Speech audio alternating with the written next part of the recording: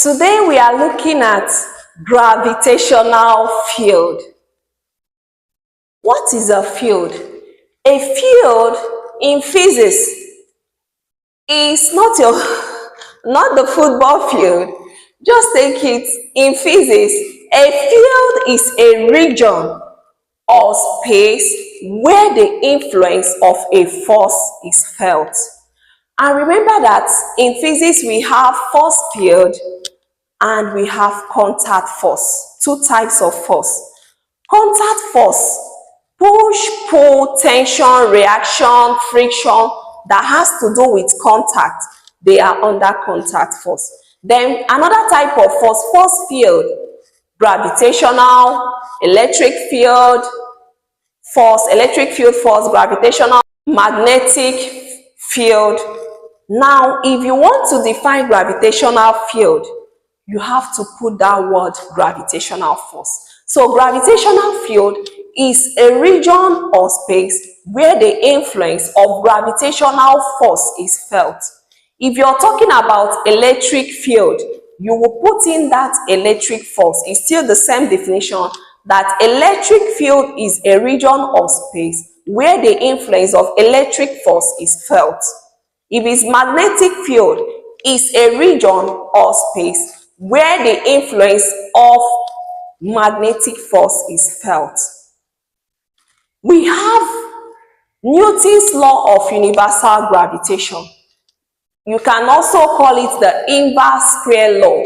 Newton's law of universal gravitation states that the force of attraction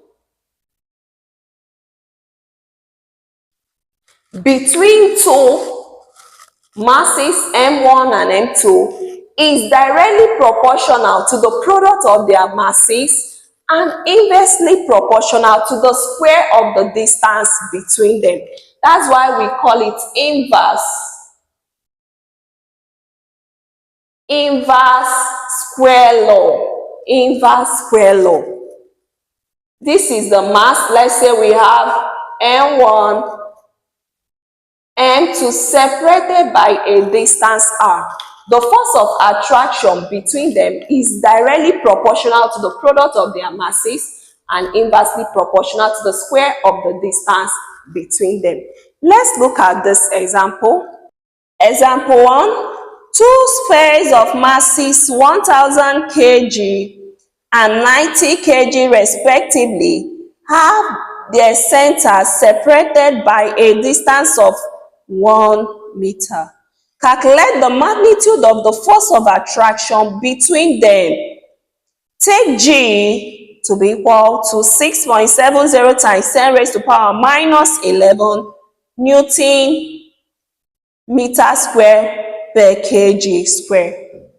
Let's write out all that we are giving.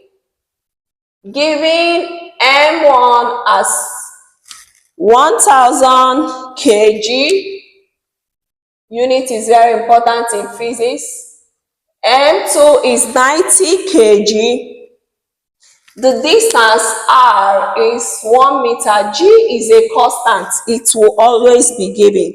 6.70 times 10 raised to power minus 11. The unit of G is Newton meter square per kg square. So using F is equal to Gm1 M2 over R squared.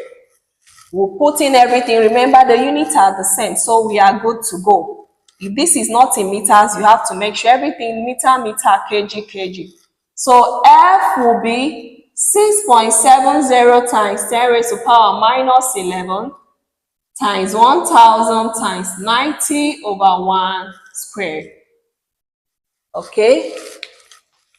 If we multiply that, the final answer will be 6.03 times 10 raised to power minus 7. Remember, the unit of force is Newton. Unit is very, very important.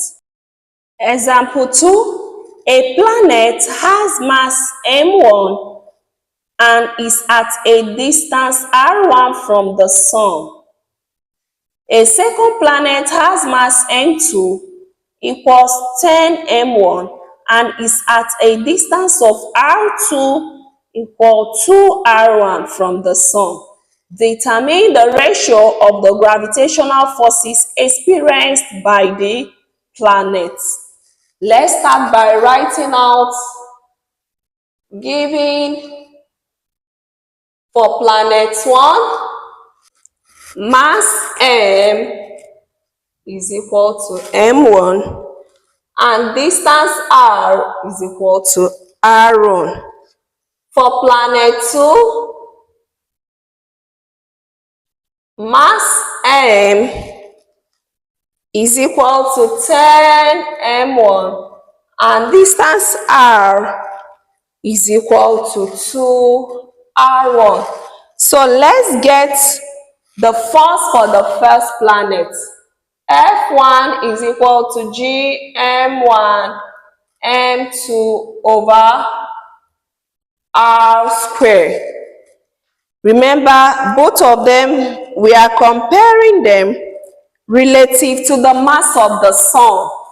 So we have it to be G m1 and mass of the sun over, this one is still r1 squared. For the second planet, F2 is equal to G mass m2 compared to the mass of the sun, r2 squared. Now we want to get the ratio of F2 ratio F1 or anyone F1 ratio F2. Remember that both of them have constants G, which will cancel out. So what we are going to do, let's do F2 over F1 will be G m2 mx over r2 squared divided by G m1 ms over r1 squared. So what we are going to do now is to fill in for the second planet, that's m2 and r2 in terms of m1 and r1. This will give us G. Instead of m2, we'll put in times 10 m1 over r2 squared. Remember, r2 is 2 r1. If we square it, which is 2 r1 all squared, divided by G m1 mx over r1 squared. Solving further, we have 10 G m1 over 4 r1 squared is times, remember when we are changing division to multiplication, we'll take the inverse, which will be r1 squared over G m1 mx. Remember, we also have mx here, so that m1, mx and g will cancel out. Then this and this will cancel out. We'll have the answer to be 10 over 4. If we go further, 2 here is 5, 2 here is 2. Therefore, ratio of F2 ratio F1 will be equal to 5 ratio 2. This will be the answer. This, of course, is from JAMB. By now, you should know JAMB questions and WAEC questions when you see them. Take this assignment. A force of 200 Newton acts between two objects at a certain distance apart. The value of the force when the distance is halved is A. 100 newtons, B. 200 newtons, C. 800 newtons, D. 400 newtons. Assignment 2. Two spheres of masses 5.0 kg and 10.0 kg are 0.3 meters apart. Calculate the force of attraction between them. Look at the options given. Take G to be 6.67 times 10 raised to power minus 11 Newton meter square per kg square. Hope you enjoyed the class. Please like the video, subscribe to this channel, drop your comments and questions, and turn the bell notification for more videos. Thank you.